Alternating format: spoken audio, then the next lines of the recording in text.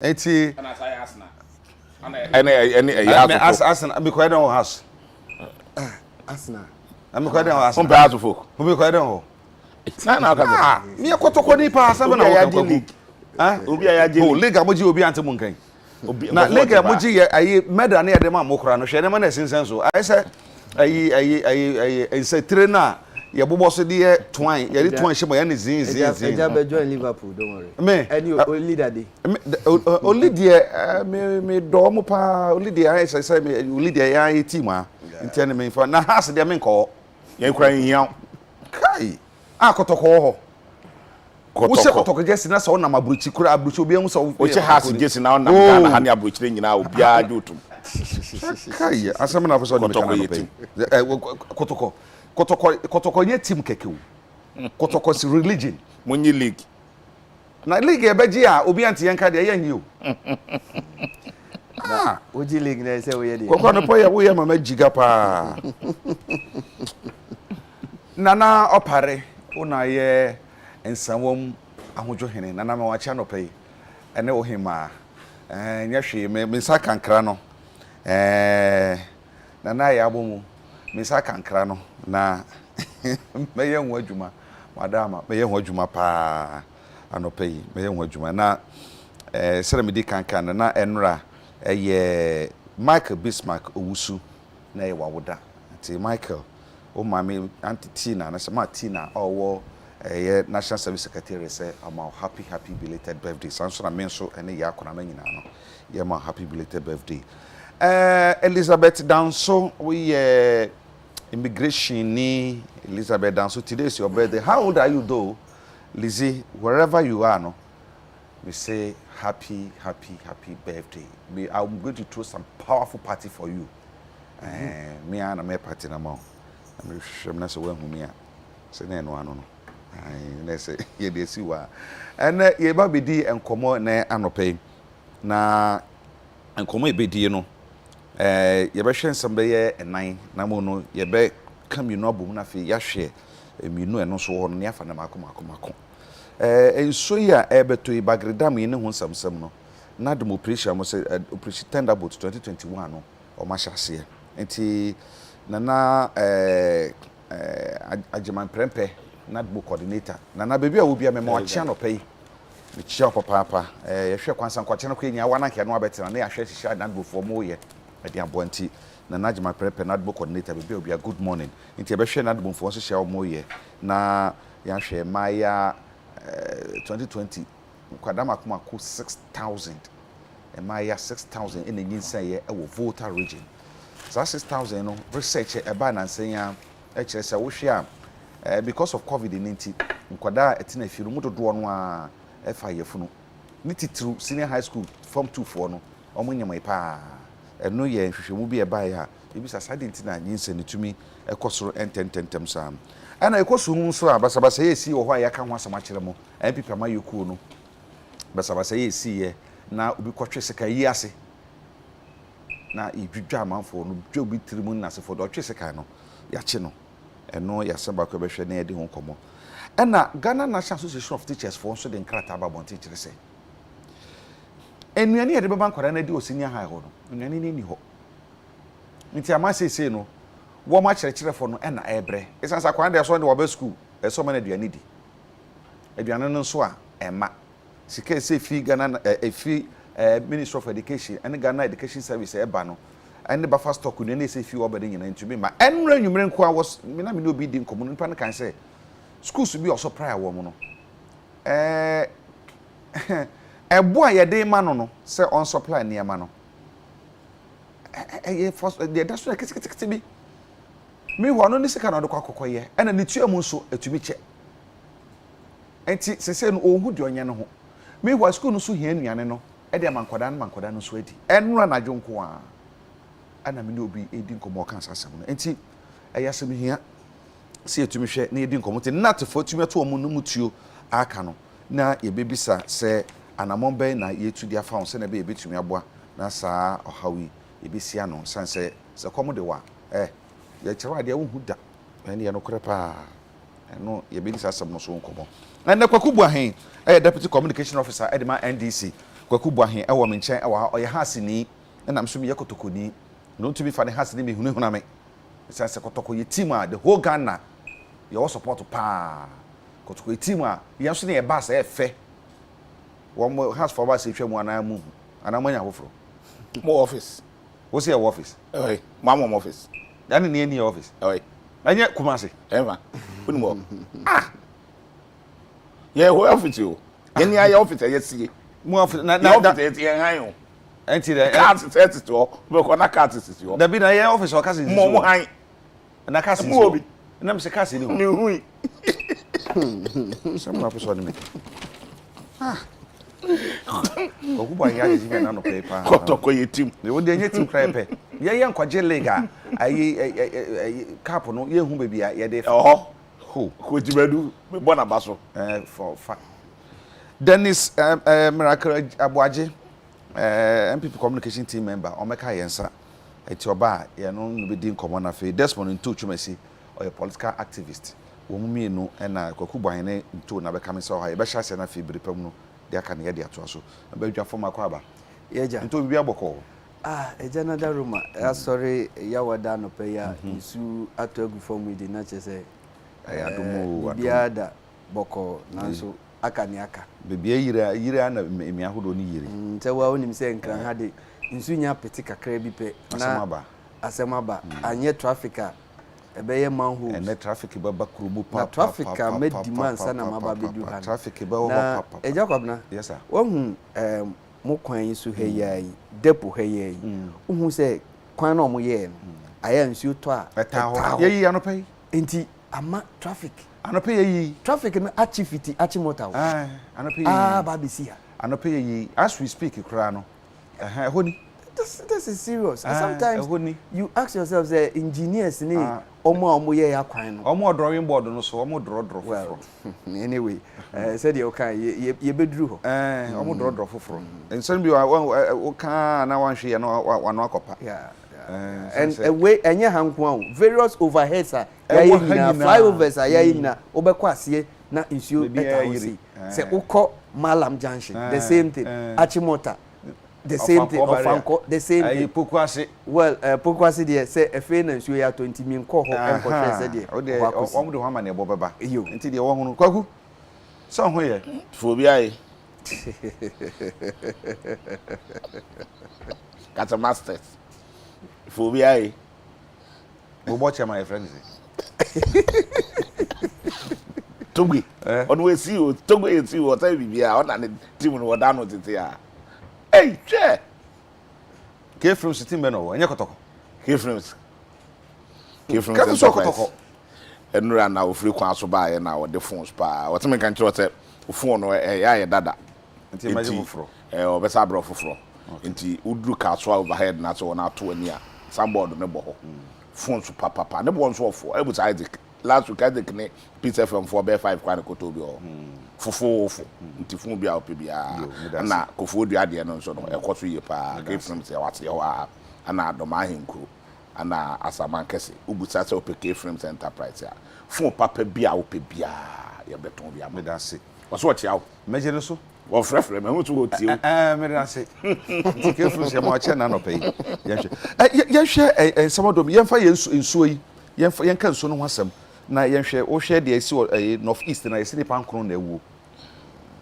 nsuo no safe na e ba beto brakdam no kra no ye hye da mie no se de se ebie no ye bie no wo mu a na se nsuo santo ka ho a asam kese na beba kakra ye gugu wo nkran ha yi hwe se na ba bia ayiri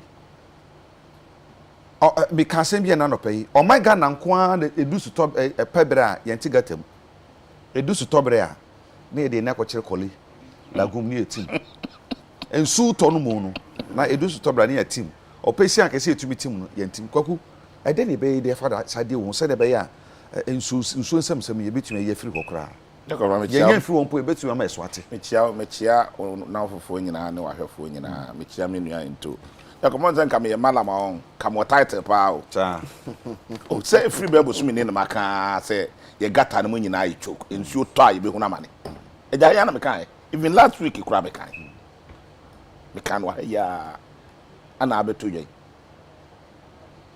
je say mi hunu de ha ye mpanimfo eti akonya so na mi hunu de ha Ghana fo mpanimfo so age se ye hwe ema atoyire nchem esi ye wia ne abam sese gata ye titimu nyina Jacob na ye jai o Ghana ha and timbim because this if we ni ho this ni ho beti gatam on ta first se na nka bosumi bia no ye titi gatam nkakra conference sanitation day na nke yi gatam na fie wo mu ye ja ato ho Jacob na me so nam krom na wuro wo ayi kofom a krom kankan sebe sa bi do nyame hata so we dan me pom me bo me humusuo wuro me yi kofom se me to ade na ba bi nipa kora to ade no eho sebe eho kankan na Jacob na e be ye dai ana o man yetumi etumpo akonani na yeto aba sesei yeto aba se ye ho beto ye yeto aba se nkofu edi anim no e be boa ya me atetrema ye yi na omo a omo di anim no Jacob no ntumi mo ya me atetrema nye ya ye dai hwe we nyina nya bibia o ensu a wo hu no se enam anim an e gata mu aye choke na gata ni ntumi nko ensu ni ntumi nko ensu ni ntumi nko na ebu afa so ana ama kro no mu nyina aye yi ni traffic baby a be fa bia traffic e won kra ensu ekura to ye kura menye to stay 4 hours impo David ensu to ye ni 4 hours ana kro mu nyina aye flood no say ente kura so yes ente say we me bompa ye kura say emfa casualties bi ma because ensu ni to kete ye stay kakra bia enye kakra no ye say obeti ye say nipa miensa ye hu no nipa na ye hu omo obekwa ko ni ntwe ndo omko adai na ye empanimfo ati akonwa so edi abro sa na president enya ho aha plane na mu wiem na o ginani na ni manfo nso bre adai edi abone ni aye se beto aba ma wona abeboa yem ye ho atoye wo se wagege tas wo de tas ya to ayi bibia ye to no Ghana ha bia sanitation tas so nmita it is sanitation tas na wo se o jeje na wo de ayi gatam na ade atese free no Jacob na sanitation tas no ewai bosumi nwatwini no start ajeje bosumi nwotwini an wa start ajeje enti sanitation tax na yajeje se di yi gatam ya de titifin ya de boa amaye man no mu ya tetene mu ayeye no eja kom na tetika no we yaji ani yadi okoka wotia Ghana fo ne to aba mai wontumi ntro mu a kokotena Togo kokotena Cote d'Ivoire kokotena Burkina Faso so ana culture of impunity koso 8 good months district assembly common fund enkoi because you need DC and a common fund na ko to be district mu nyina bibie enkoye bibia sai any fin yare and atiesin kofo so say the covid ntino yare bia akra na ade be kwa akra akra na be to na ade be kwa yet covid malaria yet covid enti ye hunu yare no say the esi ko wo memu a enti be district ni bebre yare ate ni nyina eye fin na ban na jaga na ato ho ana woni na mama no ne and wo di esika and what say wo man dwapade wo kwa benso na samana na okwa nye bia so kunya vaccine di ba e di vaccine no nya de ba ye vaccine na wai abedu se German for share 1.5 o share ne da be ya ba baba o man ya yetimu a even yentumi nya de ya wo nyina aka bo mukure nuru be 600,000 de abeduru o memu akura no vaccine abeduru o memu an enu 600,000 inipa 30 million atam ne yeken se sika no a aban edit aha play na wonam hwido no unu vaccine yetumito unu vaccine dodo yetumito vaccine more than 30 million ebreyen nyese nke yekwa akosire wo bi ti yedi ehuni ani ye bu o man ni yie ani ye mo man ni hu hia ye ne a menya sure say enke be kwa akosire de ye kwa akotompo no ye increase figure no tike die tantantanti de ye kwa akoto no ye increase figure enti yensu yasem back to no be be ku bi na ho na yiri for instance Ghana Telecom animu university animu ho nyina yiri ko he eyi ho sa road we there main road na nam graphic road no ko so yiri into almost every part of Accra ayiri sisi aye kasai de ye betumi aya ne se Jacob na sanitation day na mrebi na ewo ho a na yetete gata mu ye yi fin na wo mu because gata ne mususu awon se gata ne mususu adada ne mu asa echo en untumi nya hwe but yetumi yiyim periodically not say if fans every 2 weeks and every month be no ye mu a e be ma space ya bam space bam nsu to a e benya ba bia afa but here is the case ya yenye ana de bia yeto niam agum ana yeto niam agum obekọ krom that means ba bia o de to tu kwa kwa amanone ba bia kilometer bia obedru bia that means wa o de betum ba Ghana ha ntesa obi aye bibia no ato gotem in discipline koto in discipline no so na maban no so na ma in discipline abo mamu a because institutions bi anya dwuma institutions so nya dwuma saa pepepe na obi adem na ne che nsem no ye nti se wo ya ban na wo betra konwa so na wo bu o man ne tantantan se ya how can you achieve how can oman no ebetumi aguru am ye ho atoye so enu nti na amate se ya ye namoyin obi a ho kire no se ya me no ka sei me bom paye se nsu e betentem na gata no nsu no bitumi akon kakra na nya saa ne continue start talk ase bebiri a aja kwamra hwe ne kan tumi nkọ krom kan so antumi ankọ krom nso ankọ yi nipa mo ankọ yo modwuma o man no mu na aye dindindin ombe de kra no manyesika nipa nso ekope ne makoto no ombe de nyibi ato na saa de ahokyena saa ba trofo adwuma nkoto enei me bom paye se nsu no betentem die nuan mo trofo mo di traffic 2-3 hours ebi di traffic no more than 3 hours aja kwabra na wo fa nipa no na to we di traffic 3 hours da ben na bekwa kwa nipa no na wasa aba mi wa so petrol ni siso na eko so no muta e di traffic no petrol na eko de wo kwa akoton ne ma wo krom a we di traffic more than 3 hours da ben na bekwa akodu krom o bekwa akoton ne ma na owi a wasa aba fie so enti se ye de ade soawa eja kwara ne de ade na soawo aban wo hwe na so man no emu ye ne den no ntumi mu o man na ofri won ko na obi foforo bra because na mamu na time enko yie tikadie ne doso indiscipline ne doso carelessness ne doso ya say discipline ya kan wasama man for the year discipline nti say man for the discipline one na be man for discipline one na be for discipline one na be for discipline eja kwara one na be for discipline institutions headed to me among institutions headed to me among one oversee all more activities government in power na government in power now oversee all more activities now on discipline more memoir now we just come now we betu akọ control obi a woto ade ato gata mu say ade na woto ato gata mu no hwe no one na be enye police nso na appoint IGP one na police council chairman enye Dr. Mahmoud Baumia one na a security the whole Ghana a commander in chief of Ghana Force nya ban no na motena ho na security ne nko yie na bibia ade ne nsa na bibia asaya se sa na ehunu wo memu a ntimi de misutu ye se aban no aye failure wa mwa wo man na mo man na ntupo mintina na nkofo no a mo yes constitutional review yenye constitution no nkebe ya anka enchange ne ma bi wo mu no ese nke de hie constitution mu se obi obenya 65 years bia and above ni kwaso president organ na bi because we nyini a o modern born wo form ntina nyanko Ghana hakura no ewe constitution mu say so ye adwuma na nya 60 years na wakwaje wa home na wanya 60 years na wakwaje wa home na wa bre na adwuma po omanya abanya adwuma no kura no wanya 60 years so wa bre kwaje wa home na omanya adwuma kakraka we na do obe 82 years ni football age no use ni say obe 82 years o die football age ade no me classmate ni football age no use ni say so obe 82 years o tun sa mebu o man enti wonnam saa se last minute ya ga dia wo de gina ni a da bia ye hwe ne pom da pom yare da bia do man de tika ne hwe na pom yare da bia ye sesa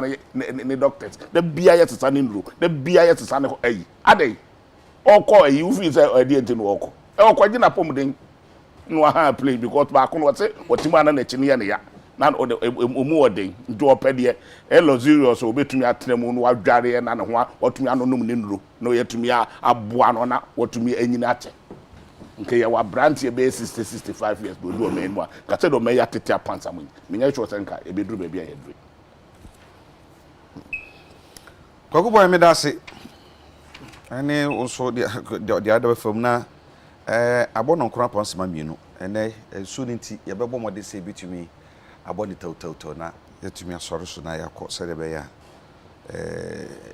bidi so no mu a don hwere mienu miensa chi ne edu bia yekọ antina no nto enso yi bibia keka koyi wo hwe de asie wo north east nipa 9 na ewu empa yebo ane se ebi emewu enka na se obi ebi no mu hwero mo nkwa enfa enka ho ene de tetete sa enti eno ewo ho na sisia na Dennis abeka mensa ewa Dennis akwaba bibi aboko de selection the radiasi ene mame call so na me so wo di traffic mu pansa na ba I free over here over here Achimota debi eno ya Achimota na eno one over there wo mo here eno ba ha no traffic wo mpa I think I've spent almost about 45 minutes. 45 minutes. Can you debate 2 hours crank here? So here we buy the ensem kwa say ade a che ni pani abrea Debate 2 hours. e be kan yema e de chiche o man no we betena TV so man no chiche ni ye. O mama kasa o TV so e ka chere say enyo man pani we di 62 na o man pani John Dramani Mahama o video man pani we di say o solve man yan ka ye ni. You see sometimes you need brain say person you solve pertinent issues.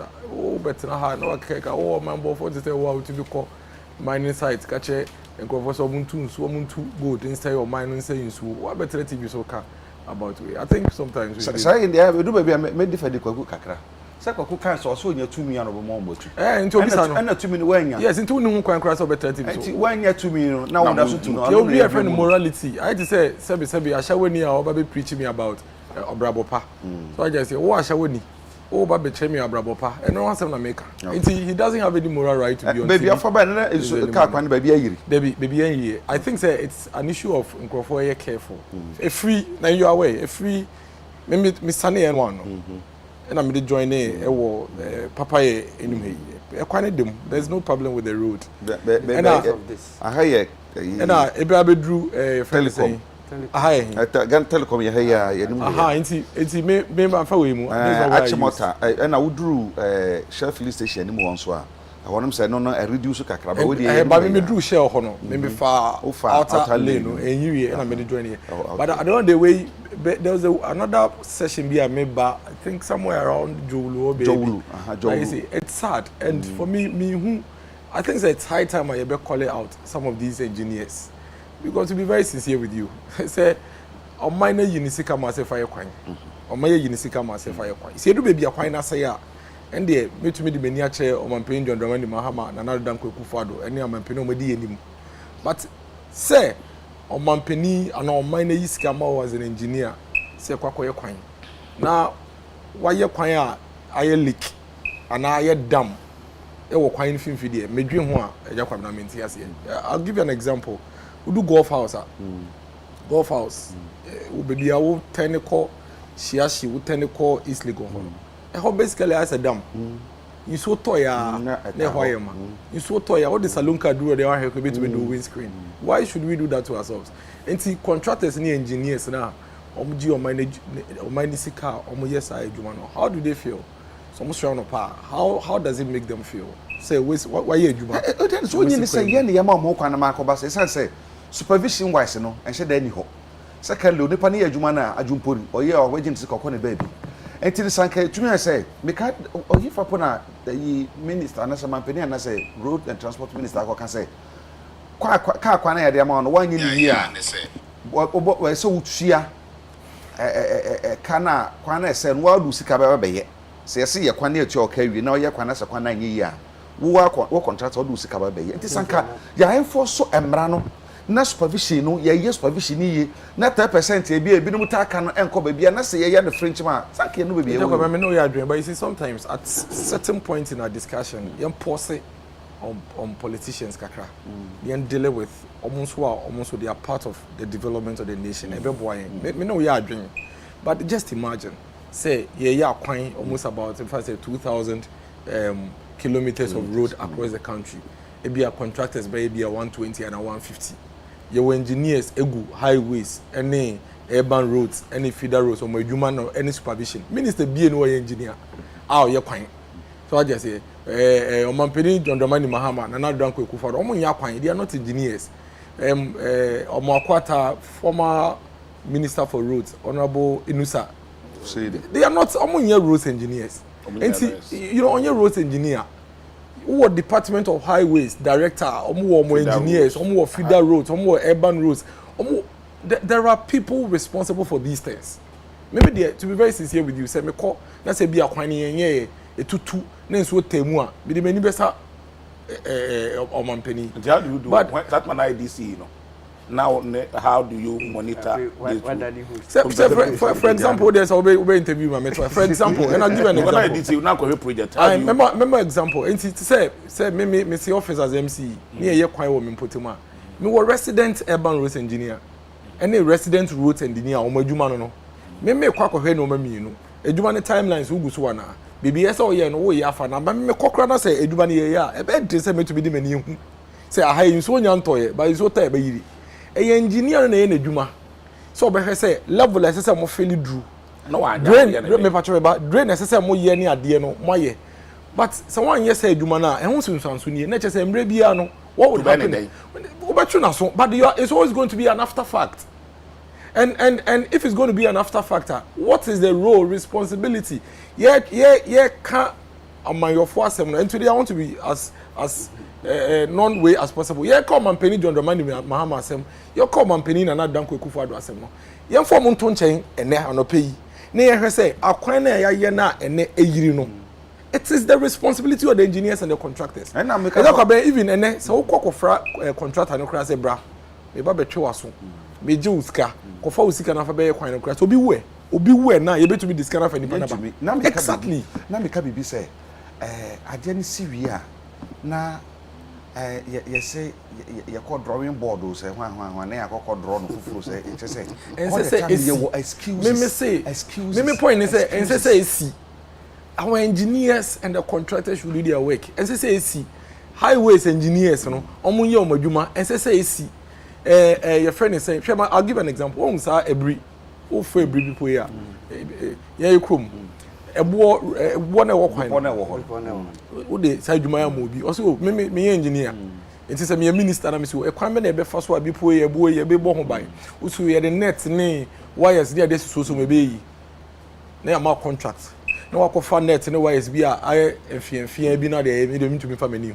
Into we are Jumano. I say me engineer no yet technical person. I say why are now do so many 2-3 months down the line. A boy ne buya a Google and he's away. And say what will happen is that the minister or the politician will come in, sanctions be or the amount. Say so sign for Sikaba, Oko for Sikaba Bay or the Sikabe. To the be crowd. Some of these projects and I tell you you're defending retention. And in paying them no, abandon hold this Sikabi.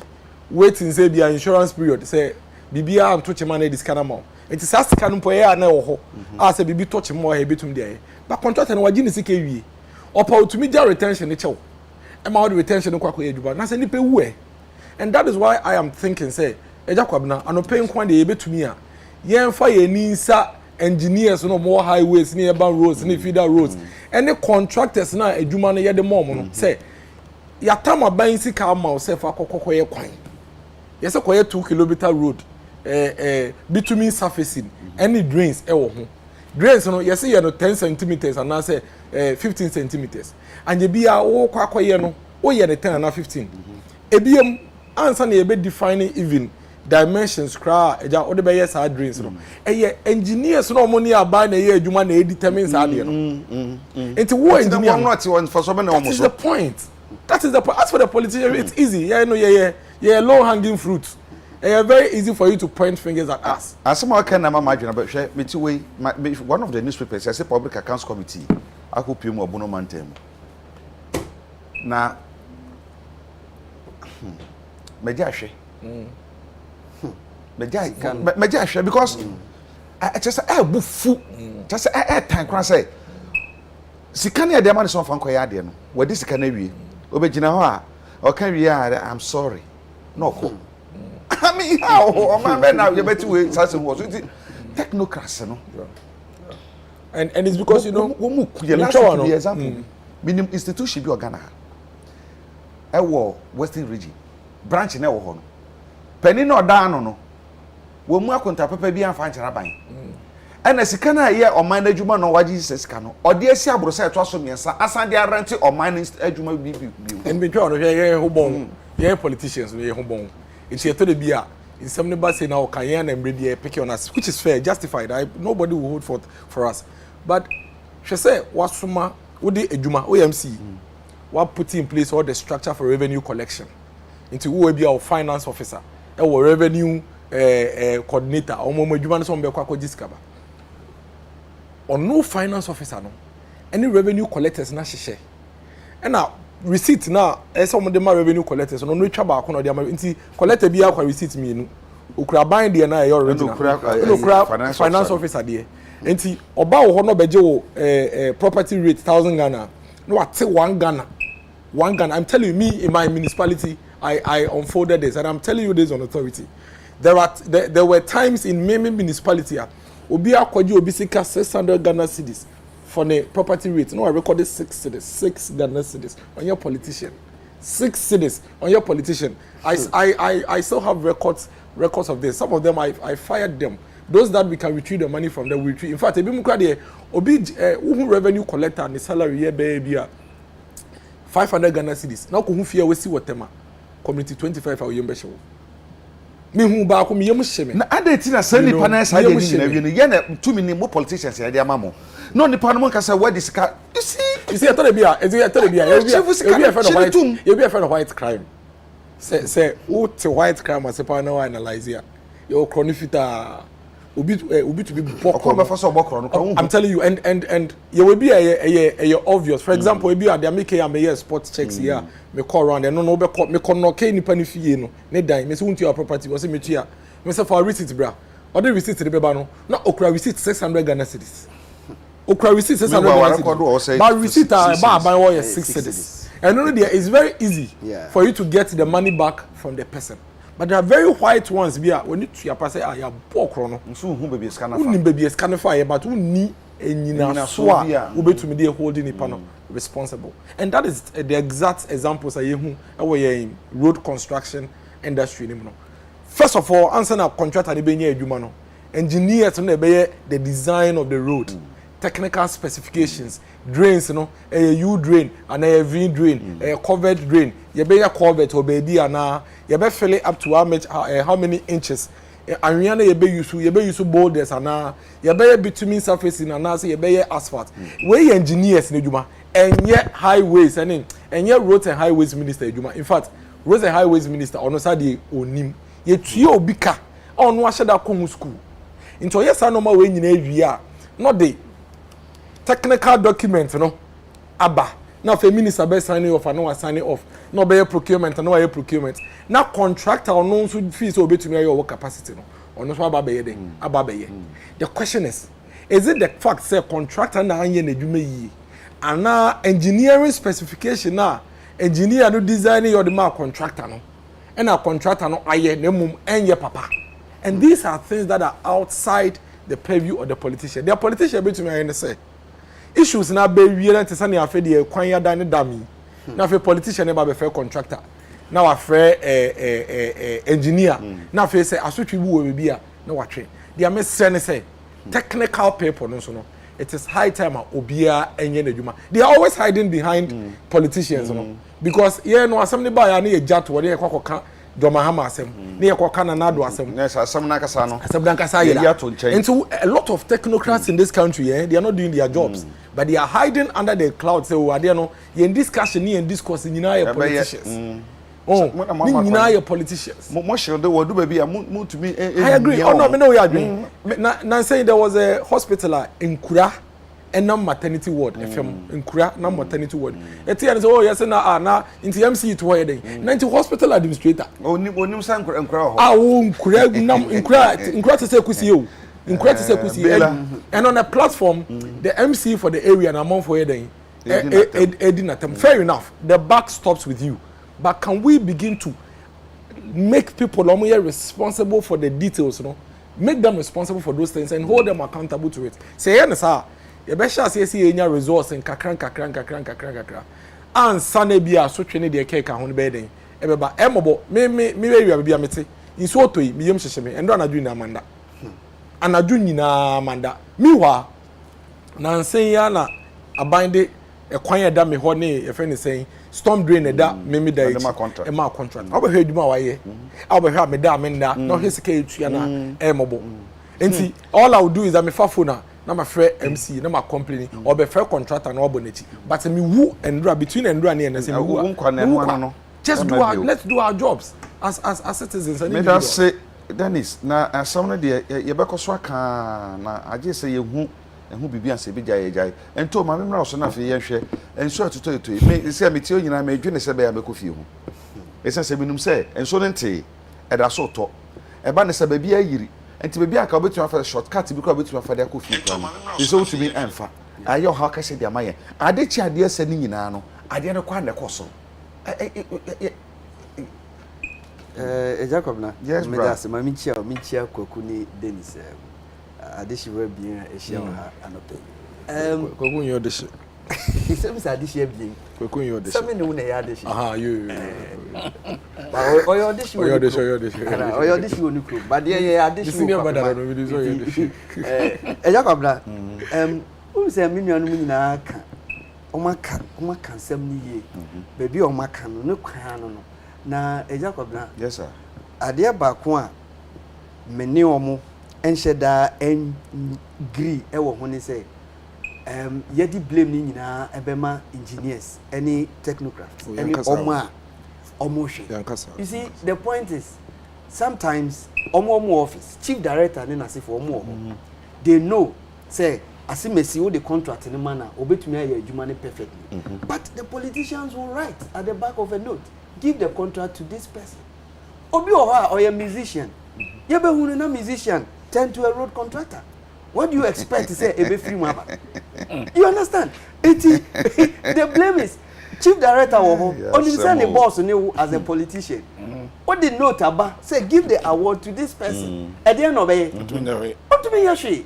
And I mean, all the contracts. And then you can identity to any politics. You understand? It say ye politics in the film. Ye more man kasan so eyo omajuma ebe but at the end of the day no obehwe no uyi free mu so a na akoda ni bibi e ho because ekwan no yanye ni ye nyina anko ye nyina no ye be frɛ DC ye be frɛ MCE ye be frɛ road minister na media ya me sem bisa me ho say anye bia ministers no special assistants na ya omo form no edin potina ya omoye because me feel say said ye me nuanum nyina ka say road minister onye road contractor president Kufuor no onye road contractor president Mahama onye road contractor and so ye kwan he is supposed to supervise ni bisa say aya ministers ne ba na ye mo asoye na omo fan crofobia from say special assistant what is their duty mimi hu ye no nanka yeti omoka but I cannot would your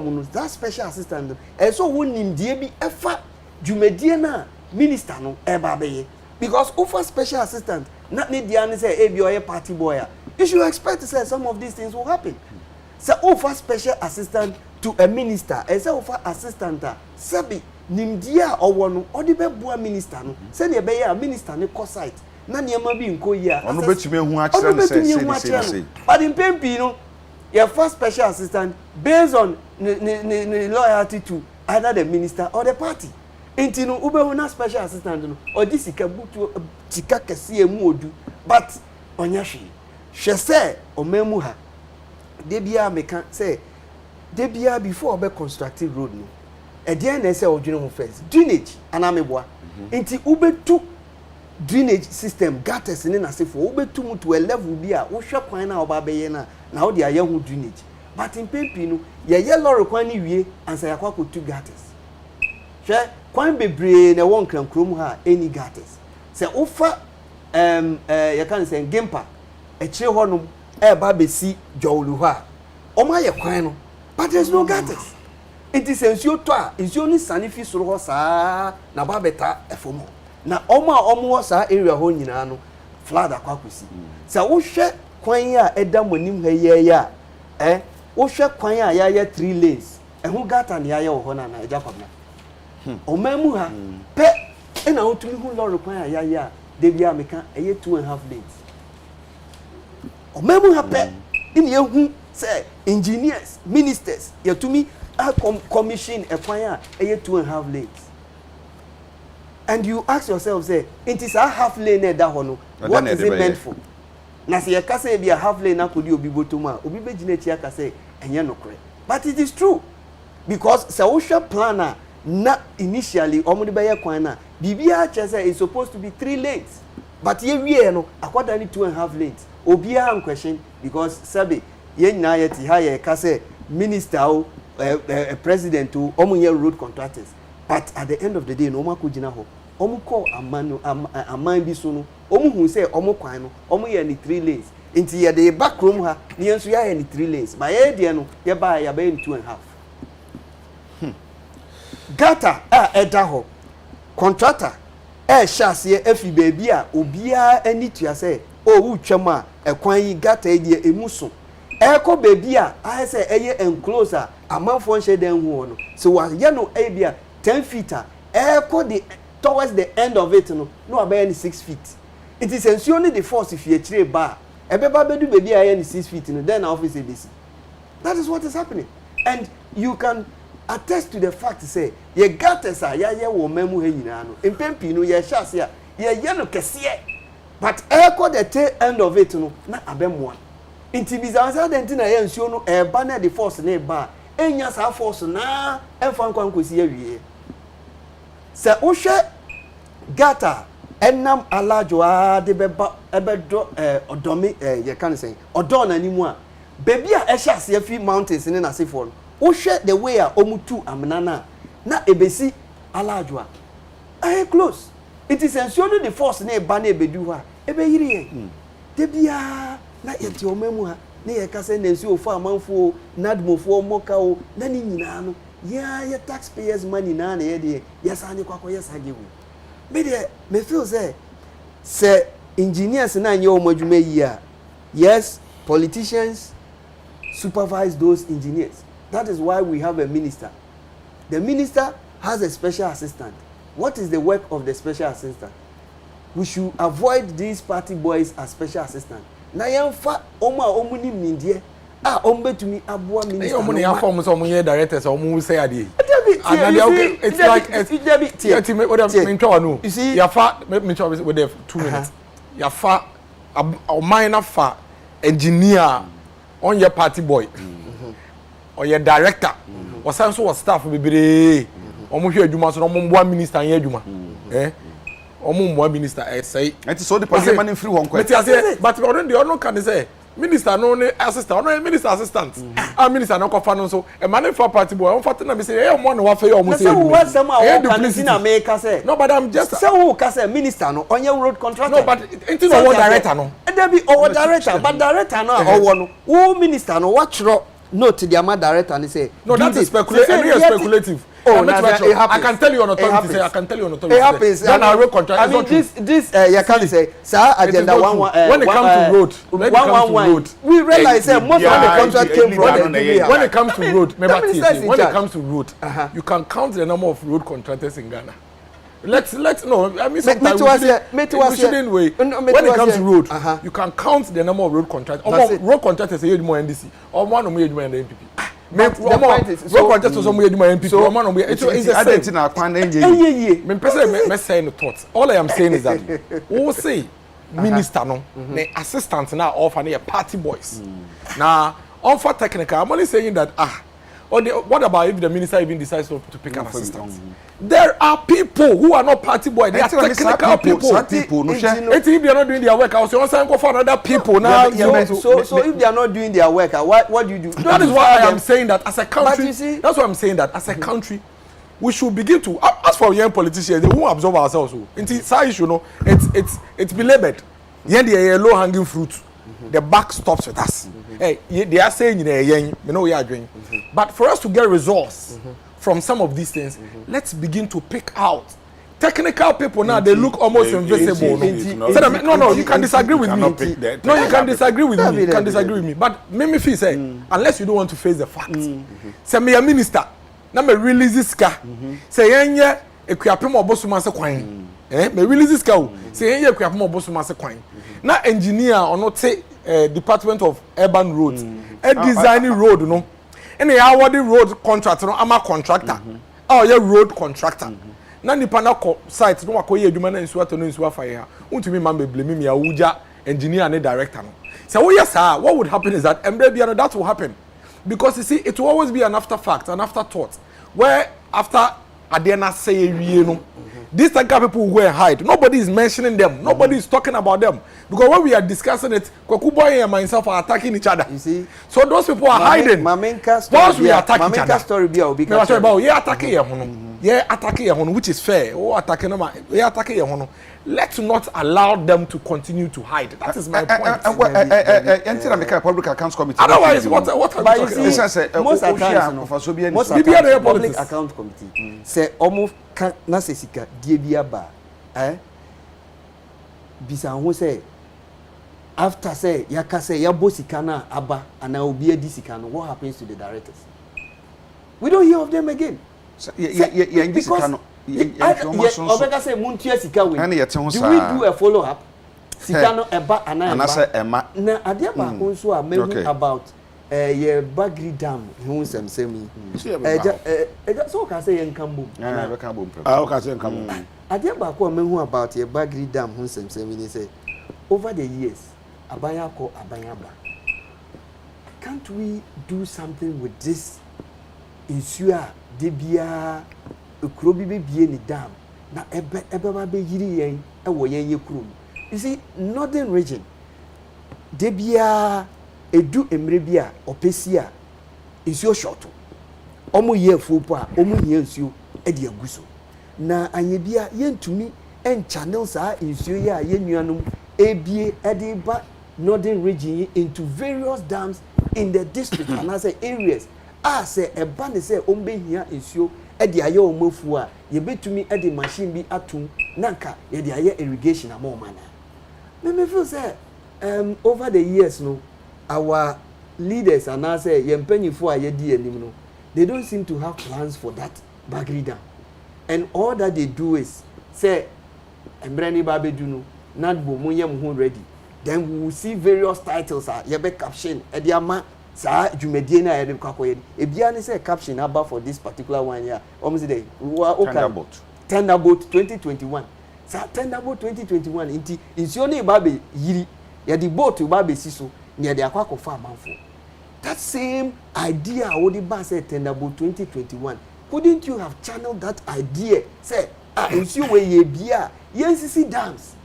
Send your bay, send your parties in a share some bay. We should do away with me and another modi and say,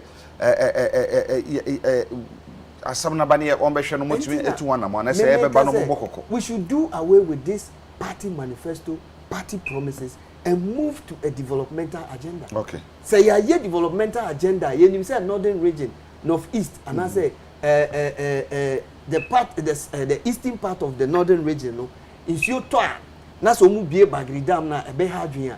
You be develop dams among. Na you say by the year 2025. No, this project is what is going to happen in the northern region. Na you do away with that campaign promises are yebeba beka say one district one dam and I say one village one dam ebe wie chire no na enkoba na nsuo na esen kwa say nsuo ya si eja kwabena kebetum de nema bebre hwese yete omamu ha yetumi akọ ready refine punsuo say yedi ba be no inti den si ehun kwan say Bagridam no yetumi fine irrigation a laudable idea any suggestion idea but now do phobia say Jacobna our politicians cannot be left out because you the government have to make the law work. Achu freedom or say good morning I support Dennis for his wisdom, God bless you. Mary Adamako Kwabia Mary Adamako Kwabia say please tell the NDC man when they were in power what did they do about these problems?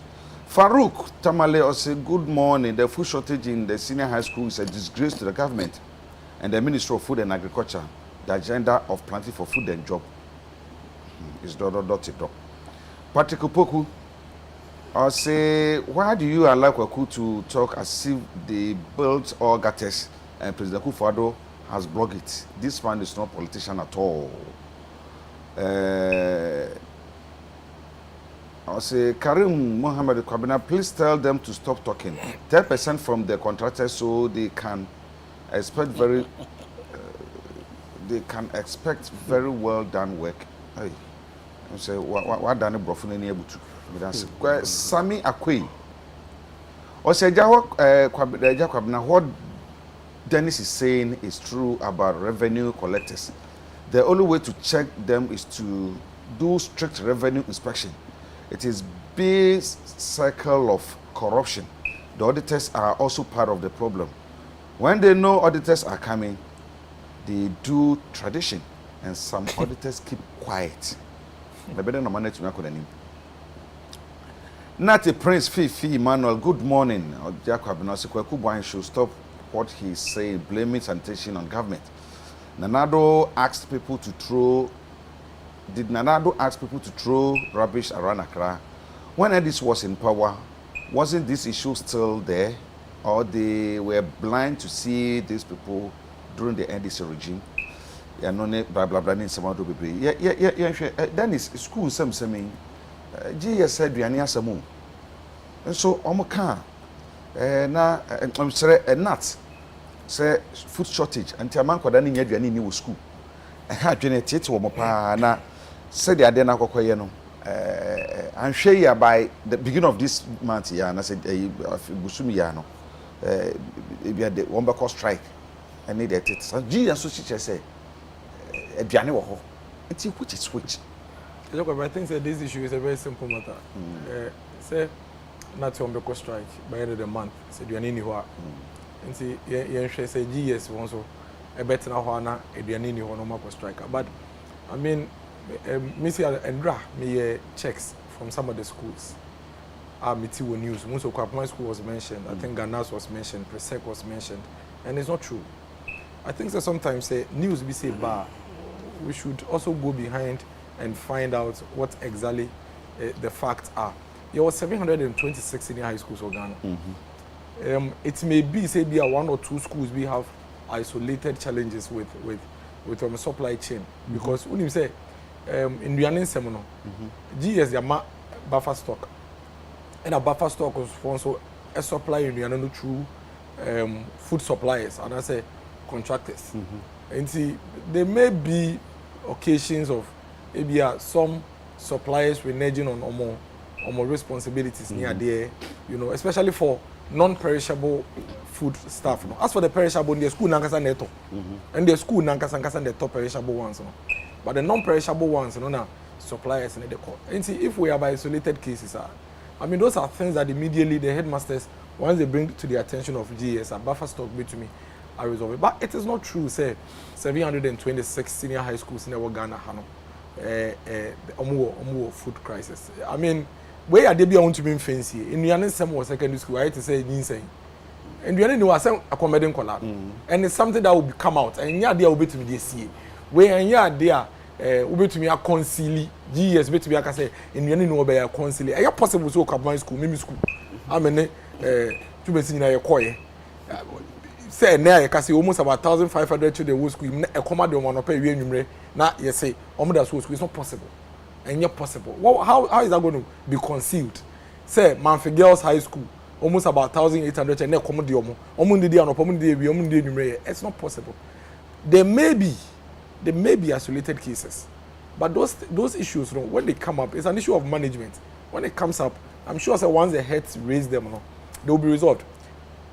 There are some schools be in some districts in the eastern region. Maybe they say the new Lomunya supply chain issues with Omuniane, but they have a way of going about it. For example, if I say Bia and your school so number use as example, but if I say Bia don't senior high school near Brig Girls. What most of the headmasters do is that if you hold no best sorry this week, you know, na ne ebro aka $10, but I don't think we'll be $50. It's headmaster no Brig Girls headmistress between me I don't say no I $20 I Canadian. Into also the supplier the bags and the it's normal, natural, normal. It's not a case of crisis. It's a pure management situation. If you almost storage sir. And see, ABA supplier no bet me the ABA so man $100 or $20. Now or here another $20 or the above account. Into about request for $20 in a mile, but and then omu here a bro. Or to be called GB another school. No way use to be copied with the bar no their ship. Those are pure management situations, but it is not the case. 726 senior high schools in Ghana. Nanka bet me at Kruma. Say Nkole was in high school, how are you even going to conceal this? O de padlock or Tom Yano, and I'll come out to school him. So, now, who shared the possible? A year not a general secretary, Ura Thomas Musa Canwa, or say, has into me, Cassa, a sense of car, na yatao, na ABB and Shedan Kono or general reports. Now, one cannot be, I say, a year or mine, Cassa, there will Bojumaku, Ghana Broadcasting Corporation, GBC. News and now to me in a kind. It is Sanka BBC anywhere and a whole national secretary between a Kukura Canisa. Say, your friend is saying, side issue of and I advise to intimate Matthias here into a Copman school, Reverend Fire, Edianessa, or Casa, a Bebono, a be trying to buy into Oncasa, into Colaya no Mudi, in Cola 1,000, almost so many. You know, sometimes some of these things are sensational. Would they granted? Or Kasai, a bit trying to buy a bono into on Kasai, into Kola Town 5 and Roman D. And a Peomuni, and I do Omundi. And how did they survive? Or Kobo Bessan on the show, Monaco to Kumsika on the Cotton, the animal Mudiana, a feeling for that 1,005 and Anna. Sometimes will be cast someone and cophobia air propagate a certain issue. Yeah, analyze it, Kakra. Like I'm saying, there may be germane concerns with some isolated schools. And don't know. When you say Minister of Education ko present and I don't know me who the pictures near there okohwe o say okoya ne nkola ne koyita e no kohwe say anye bia no kre say ya bo present di so muni de okoya mo say no kre o say obi akra mba ya hokra me bisa ya sam ye nti e won say e di won news mo say ye ne dua he was there, the pictures are all over and yet kwekubo ahen ne na fofo ba betra TV so mo be ka say na okwa present kan nuane ni ho okwa say ya e bia like I've given you an example. Say I am aware there are some 2 or 3 schools are minimum omunya supply chain issues. And no crampono, they were not in crisis because as a management, when they found ways and means to get your friend is saying omo supply from other schools and it was not an issue of crisis. A bit of supply need to be delayed in sending the items. Maybe I saw the bear going to be on farm. One farm bear now, you bet you many 2 or 3 days your friend is saying shortage because you saw a brone be do I say the goons swim. Na yes na ya say ayamni ade. It's within that period no. Okoko GB another school not the beshim na enye an issue of crisis. Or how be a sedan say ni hosa. Mr. Enye on the scale yes, they may be isolated way, but enye on the scale. You can meet your friend is saying Prof GS Director General Ewo City and Bra with one of their programs, and he explained this scenario. We shouldn't belabor the point. There are 2 issues I want to make in Amede Manwesi. The kind about issue of in the headmaster so Bekasa. Headmaster so many for the age. AGS so many age. So Bekasa any day. Fine. On Kasa. Only obada. So Beka. But so you may be P. Means sense into me fancy. In Kolani near your non bedi. So Bekasa. One Kasa said by now in Kolani Commodium. 1,005 no wait to me a community or money or not to. And over to me a lock him. Would you say no Kasa so Kopman school mudin a one news muya yakaka musevi and 1,000 for money dear. And Kasam be able to be nyaso. Okay. And these are things that sometimes I feel say. They say headmaster be ababe complain. All right. Ewo baby. As not secretary no. E be 1 or 2 heads are or complain at China. They should go to the GES. They will liaise with the buffer stock and then they will make sure that they have their supplies and then they have their food. But one can't share any panel no dey aduane be ma no. That's how we try radio so now Kasa. How do you get the food? Dennis, papa Kwaku. This can we change chechemu and Dennis dey buy and I say MPP for omuni compassion. They are not compassionate. Are they? Say adwon boni ankasa wo mututi dey ni tatam yo adwon boni ankasa no dey kata. And they no papa. Such people. Dabi ade to onye ni papa. I want such people Ghana how. Say kwase ya. Such people Ghana how omne bo Ghana. Ade. Ade na MPP for mutimo odin ta mu ye nipa boni port. Kata de oti kata. Okasa pa boni sesan. Wa ye pa boni sesan. E komo de nkofo onya aduane ni. Wa betena former DC. Wa ba betena hakika every kata some we che Ghana. Wa fine. Why na komo de na wo hin. And what you Ghana for? Ewo fine boy, catch it. Ewo fine. Bo school ba. Not president, general secretary. Not general secretary. I will know what the teacher for so ewo Ghana, including headmasters. Omuku. Amoma ba be catch them say. Aduane ne ma. Into amo brands anu mot me feed omo nkofo. Aduane e say di feed ni pattern. E di feed any part 200. Yes. Aduane e di feed ni pattern. E di feed ni part 200 because aduane ne ma. Sope. Yes. na wo ba be ka kire wo say aduane ni wo nti no omuntumi feeding kwala ni ye aduane e tie defeeding ni pattern na ni pattern ye defeeding ni pa head na ni pa 200 na wo ba be gina wo as MPP communicator e ba be incite a parents against the headmaster to say the headmasters na can enter wako monitoring. Now what community? I happen to be inspector of the National Inspector. So mention the school and then school. I happen to be inspector of the National Inspector. Mako Atimota Accra Academy. Me mako inspector. Mako prempe. Mako wako inspector. Mako school to akete be Ghana. Eja kwa brafa for Accra Academy headmaster affordable. Me can't tell say o ma catch them say. Me say mako school to akete akwa inspector. Sa bre na na say. Enchai. Can you imagine? Nancy and Major Juma. And Tronco. Call the headmaster. Call him now on air. Who call school so no matter teacher for ne kasachine wa. Who don't sabi guti. Because okasa ye be you we be victimize you. Who headmaster to for we no you omadi. Adimo to omo. Apam omo de omo district office. And you no correct. Masa keep quiet and let me talk. Me better business in now. We no many be. Masa ye intellectual you are home. Unimun kofo headmasters and assistant headmasters yeji wo mo free headmastership no edu o makọ district assembly na ta ni mo to o akwai so my den me the entire me jai me the entire man be free expected meeting no say o mo TV so me ye dede unu be o mo transfer me dem ko ye ena na me ka nchiro obi ada o mo dem ko bia east director na frame me say me TV so me say Akufo-Addo to me president ntimi nko bia east ngonko ya adwuma ana me jaye anu ntina me jaye bia is the least district in Ghana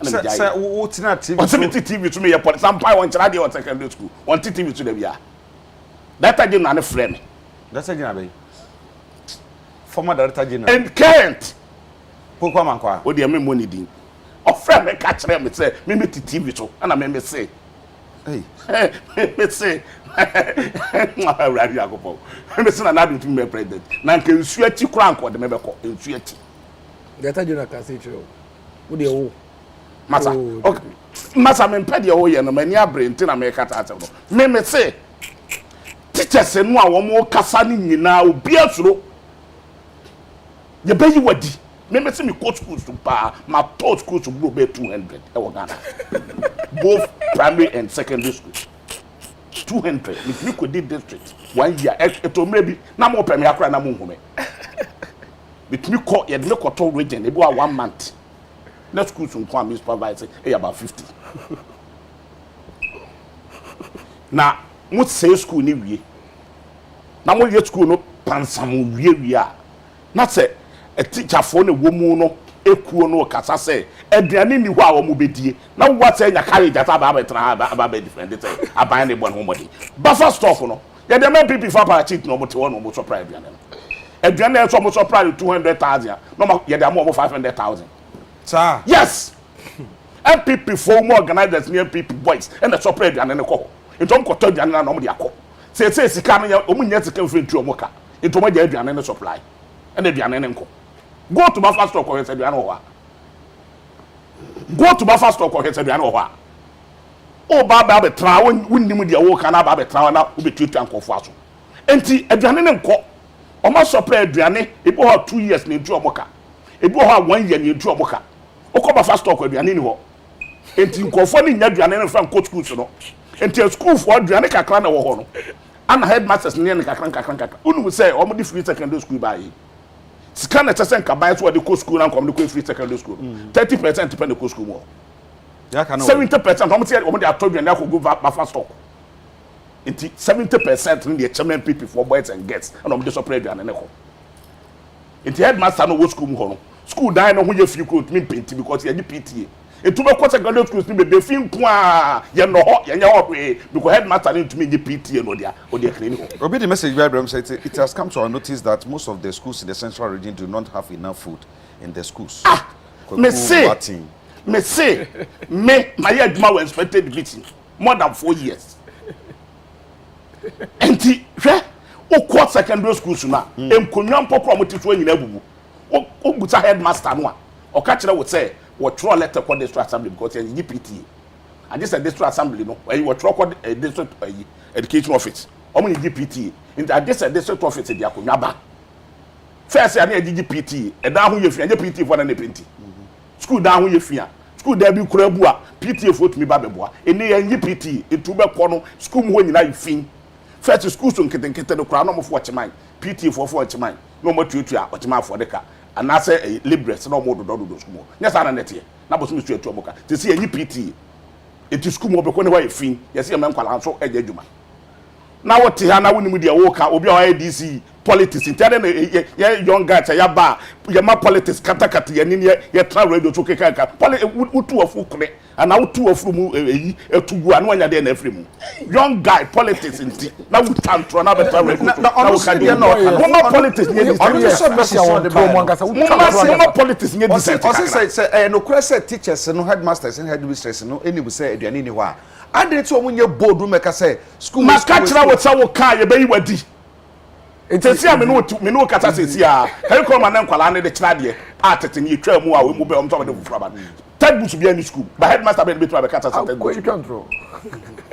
Nancy and Martin says that I say, Omunusu old curriculum, no more French. 3 years in almost starting with secondary school. Ted Bush tobacco cranko. I took a car, papa, or to where I ADT. I mean, it's another person or community. Tells a new you were in India. Join them in Patron. And you train your intro. You for politics in Katakati. You mamma travel to believe. The year can say, beer or mine econo. Yes, say education. Education is pro. Say, I'm no Cassay. Who will say, primary school first and uncle, your Ghana. JSS ne primary boom. Or Mama Quape, no Marco school. Me boy, if you are headmaster back up and a primary need JSS. That's another. In Liam no Cassay. Primary former choir, not JSS for school. It headmaster no her primary JSS or Maquine. Your man allowance and so into a choir or by the way in your Maya Dumano. To say I'm no Cassay, primary school for fee.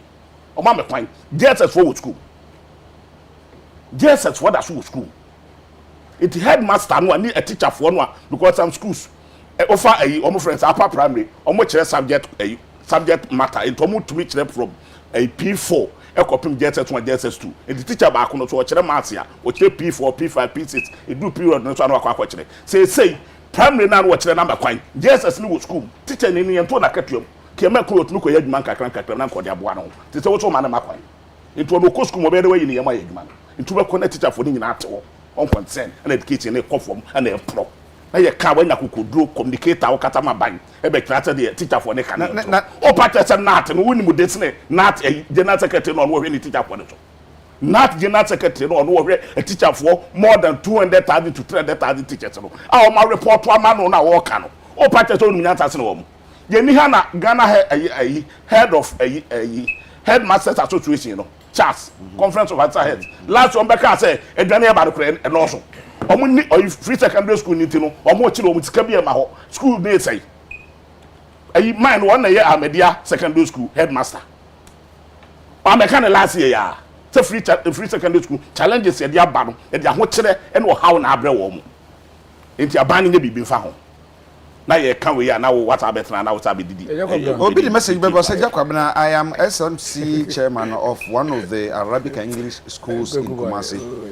The new curriculum has been brought in, but no textbooks. Please, the government should do something about it. Ansana, missing out this video. The both time, man, can say you are not. They clarify. They do. Can you tell me we are Kasa?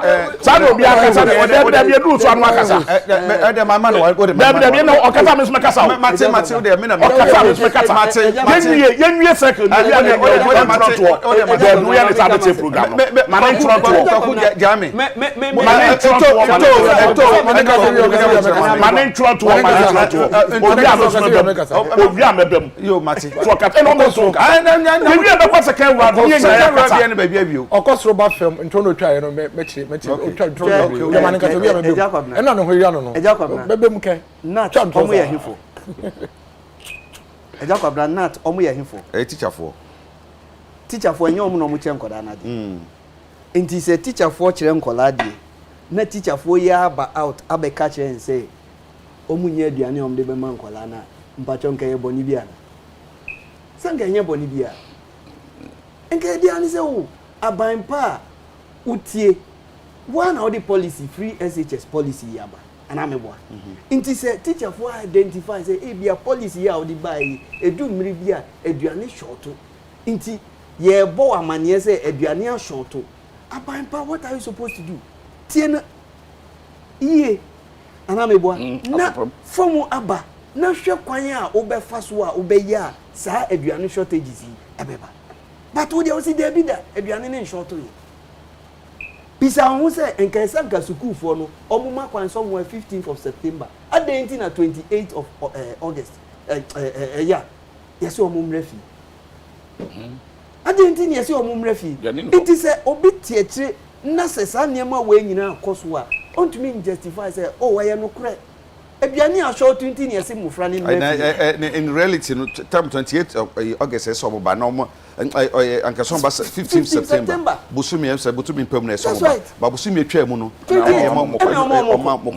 is it because of aduane ni wuti so enunti say bibi say ya ba na ye kan I expect to say mu beba out and as a statement beba no beba teacher for kaka na dem mo chechire mu na Ghana fo nyina atiase yi na chechire mu bi no de amen e we no go kasa no kasa anya se be bia the way I mean the teachers it looks as if teachers na no matter na baby e no mo kasa oh aduane ni ho just to sabotage the aban and now say the policy na aban the aban but that is not true e bia ni so o kasa enra minister call presec minister ba presec no baby say mo short to aduane officer headmaster be catch. Can you imagine? Can you just imagine this? You wo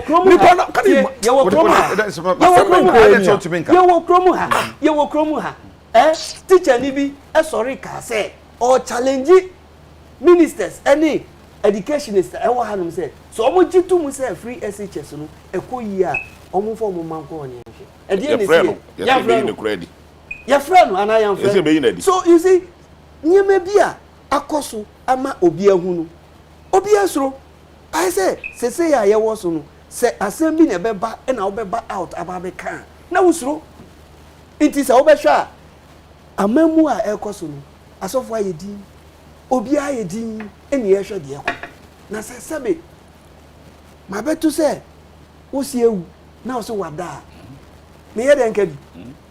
But you see, the issue is that about what is happening in our system. They say, in Pempino, yaba, say you have 4-year mandate as politician or as say Obabi Buomano. Policy biya yedi bebiano, yano geared towards the 4 years. Intino, projections, ye biano, ye make sure say ye mana 4 years. Inti say nyamiya wadom. Na say 4 years no yesanto abana unya eto aso biema ubo say na policy na the bar the first 4 years no na start agency because you have not made provisions for after your 4th year. That is what is happening.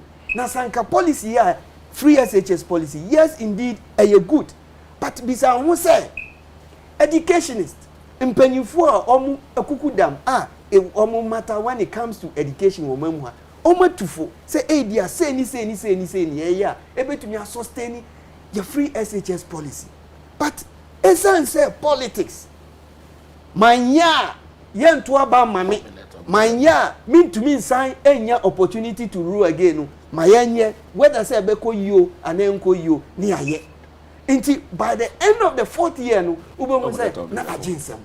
That is what we have it because awusha process in start year first year, 2nd year, neko 3rd year, 4th year, no. On says he has started declining. In some declining, really? Yes. Oh yes. Obesha ne. Ebiani say textbooks to create anyway. Ebiani say in Kwadakwa social they have to rely on Pasco. Yeah, Pasco used to be ada. Oh come on. Be Jacob na meni wo ye ko school no. Samre na meni wo ye ko school no. Say onim say na aduane ebu ama na ye ko dining hall a sardine ye di because okwapema ye ko school. Those days ye mate me senior bako or we sardine ya because na sardine ebu so ama e ma ne ko bi o tete kwashi mampom because na aduane wo ho ye ho samre ya ye wo mi me pacho utibi. Ya bisa nkwada ni say ya doso. Omukwa ya doso but emre bia still ani ya doso no na yete say aduane shortage e wo ho ada policy no yes but see you rush in implementing your policies na ebe wi akire no na agensem a na ne ye de baya na nkeye anase yamfa mba na nkeye me misusu say aban ubu onkrofo a se onkrofo hu say bibi atochima o baabi na omo kan fa no asupam tie na nia ofo say obeyi a ebe bua timamfo no waye but say ye na wo ye hu akaka bi nsem na wo ye say enya nokra at the end of the day no say ekokokokoko you be exposed so just say because omemu ha ya tin sem bebre a akokokokoso at the end of the day no akwa ba na basa ba be hia yin say ye koso eye ni say ya emuan asoman eja kwamna. Okay, me that's sick. Then it's not so TV be fi hotel na yeah uti mama be we the yabre na be anisa oh nyamina 2 minutes 2 minutes they I can understand his discomfort. So na TV so na umia weni na okeka nsem a wo unimo anya no kra na wo pese wo chechire Nsroma na no kra. That's what happened. First of all, what say ka kire say na me ko prempe me ko Accra Academy me say yemfre Accra Academy no say say nyene embre oh please don't do that. My man come and say, "Ope Saturday. Let me speak. Maybe I know the account 2 minutes ago." You can intro. He doesn't even know what he's talking about. Yeah, almost typical demonization of the free senior high school. The fact that he into your PTA, young church parents say he have for some munchie sikano and one at home. Let me tell you, Jacob. Now make us say, "What's here?" Make catch us say, "There was 726 senior high schools. 726 senior high schools. So they are led by headmasters. Omo Kobe from the Charles." Conference of Heads of Assisted Schools. South Ngwafono. Say they be out here, do you think there are people who can be shut up? No, let me talk, please. Let me speak. Don't do that. Who feels like Charles here to me come and 2 money? Say you take Ghana hey, say Charles, and come in Kuala in Yania short here in Kuala Wua, and Charles be come or not to. You see, sometimes we shouldn't allow 1 or 2 isolated cases to make at the par more mining in look as if say at the body. Like I said, in the shorty was 726 schools. It's a lie. I mean, no, say matron staff about could be one of the schools in May municipality. I say what the man is saying is a lie. MPP. And you see. Oh, I know what number. It's not secretary now. Oh, refer to NDC. Can you imagine the logic? Can you imagine the logic? Let me talk. Come and say we are not. Can you imagine logic? Logic. I say the man is lying. MPP. More kitchen. I say the man is lying. I'll send you another one. There's another. But let me speak. Specify the man. Which man? We are. That was the time Kokuban was speaking. That was the time Kokuban was speaking. Let me tell you another thing. Where all Magis? So Magis. I say you should defend this thing as much as possible because what he's saying is a lie. Address it appropriately. What about TV? So 222. In Kuala schools, your mother. Now would you say you take Ghana hey? Some Kwankole work at my school, come the Omoa, and headmaster be to be at Nsroma. And Minister of Education no necessarily providing Riane, Emma per second, echo per second. Or call per second, there is no shortage of food. To send you now who try and try working.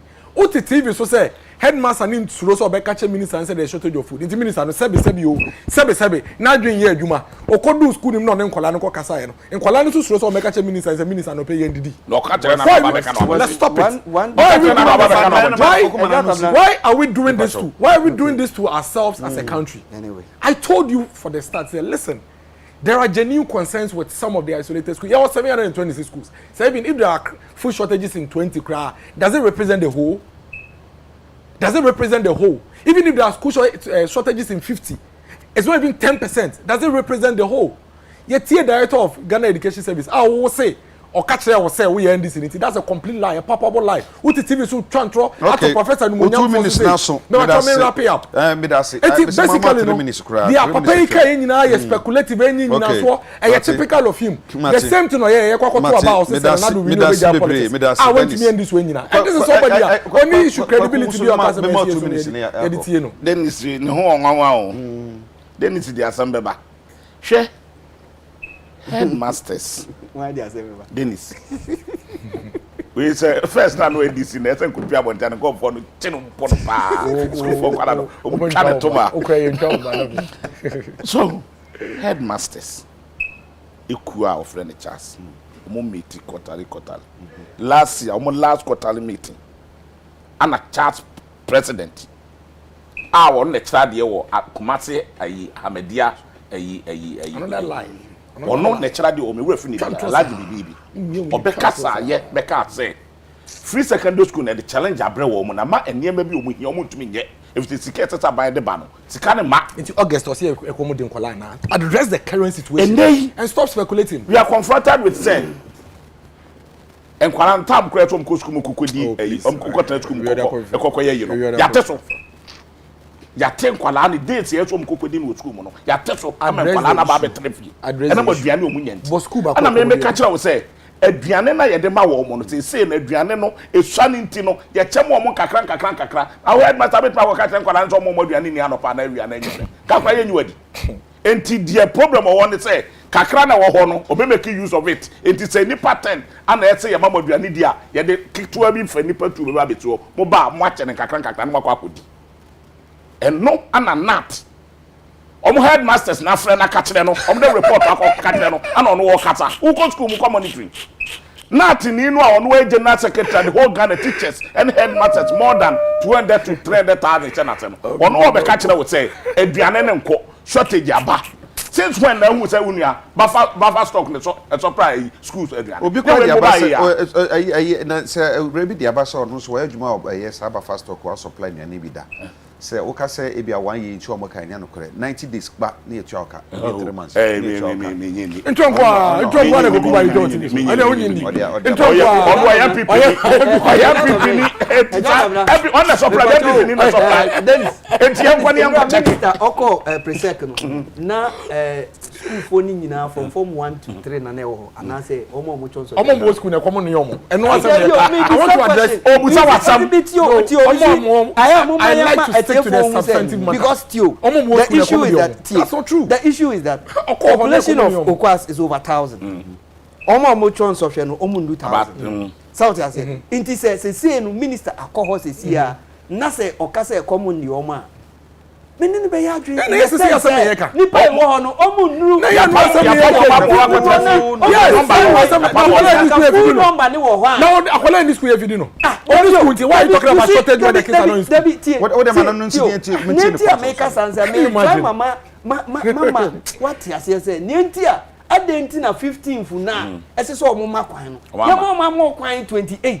Naka those who are writing the exams. It means that it could be said they have provision for only those. But those in school are not hungry. So so let's again. So those in school are not the hungry. Whole population. So you are changing the argument. So those in school are not hungry. Also change akwala na kada Enti who chantro. It is a okasa nkwala wo school ni dia le chantro. You see where your lines have been exposed. Not secretary. You see how your lines have been exposed. Oh, not secretary. So you actually lying. Enti who chantro nkwala wo school. What was chantro? You see your lines have been exposed. Political activist. Dennis Miracles Abuaje MPP communication team member. Kwaku Buahin deputy communication officer dema NDC. When the air kan no and some dey betumi aka na momu no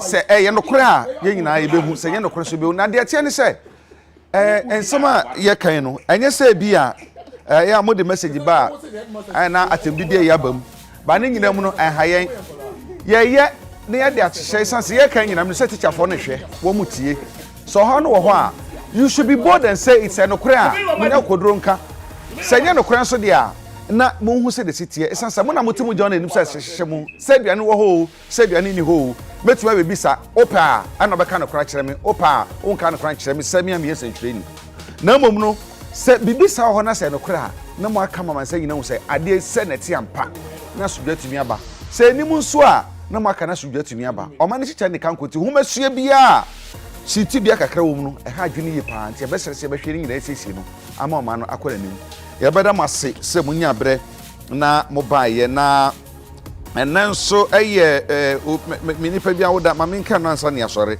ansa be ha me pa e wanpu aha ene eye Dr. Owuradu Mante, we are lecturer at Koforidua Technical University, and na wawuda. Enti Edwin Jano share manager Koforidua Highway Runabout somehow. Happy birthday. Midin ɛde ɛgya kwabena da mo nyinaa sio sɛ mo nya abrɛ na mo hwɛ yenso atutoi sɛ wonkum ne bibia yɛ okromu a hu hia pa memma tenafie nso ne tia na waba mesra wo sɛ wonim sɛ ne bibi yɛ pa hu hia tenafie ɛnyɛ sɛ ɛbɛha adwene papa ɛda mo nyinaa se ɔkyɛ nyakoma yɛ adom a Adekye Nsroma yɛbɛsɛn aba yakra mo